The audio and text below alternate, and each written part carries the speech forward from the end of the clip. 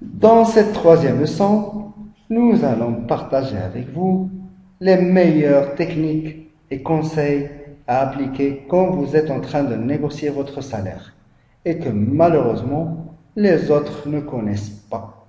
Alors, le premier conseil, c'est de venir préparer. Vous avez fait des recherches, vous avez des informations pertinentes, vous avez l'état d'esprit adéquat, c'est tout ce qu'il faut. Deuxièmement, c'est de comprendre votre valeur. Et là encore, vous avez identifié votre valeur sur le marché, vous avez identifié ce que vous avez apporté et vous avez la confiance nécessaire. Troisièmement, c'est de montrer bien vos atouts à l'employeur.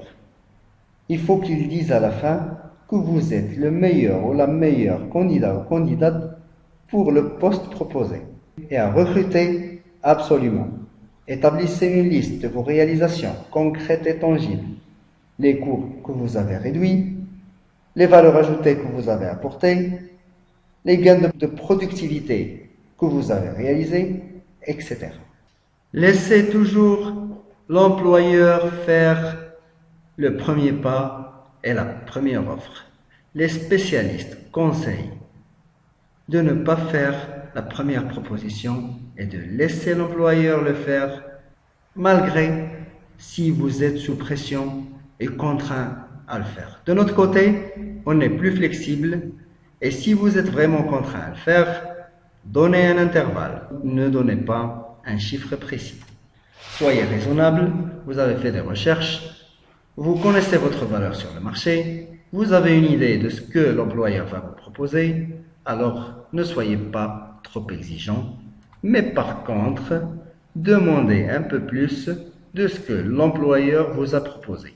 Demandez 10 à 15% ou même à 20% en fonction du contexte, ça va ramener la négociation à une moyenne raisonnable. Restez toujours confiant pendant toute la durée de négociation parce que l'employeur peut chercher à vous déstabiliser ou vous provoquer pour ramener la négociation de son côté.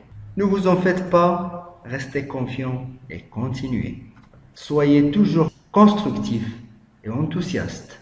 Ça donne une impression que vous avez envie à continuer et que vous désirez le poste. Soyez flexible, surtout dans le cas où vous désirez vraiment le poste. Soyez flexible si une composante du package n'est pas à la hauteur, mais que les autres composantes sont attractives ou que le poste, généralement, comme on a dit, vous intéresse vraiment. Soyez toujours prêt à arrêter la négociation. C'est une technique très intéressante, surtout quand vous êtes sous pression d'accepter l'offre qui vous a été proposée. Si vous êtes sous pression ou si vous ne pouvez pas continuer, vous pouvez demander d'arrêter et de reporter la négociation de votre offre. Ça vous donnera une opportunité de renégocier et de prendre la bonne décision. Et dans tous les cas, donnez-vous un délai pour confirmer et pour valider les résultats de la négociation. En général, demandez d'une façon responsable et polie 24 heures jusqu'à 48 heures pour valider et pour prendre la meilleure décision possible. Dites-le pendant la négociation, dites-le franchement et sincèrement. Vous avez les meilleures techniques et les meilleurs conseils, mais ce n'est pas suffisant. Il faut les appliquer. La pratique, c'est le meilleur moyen de mettre en évidence ce que vous avez appris.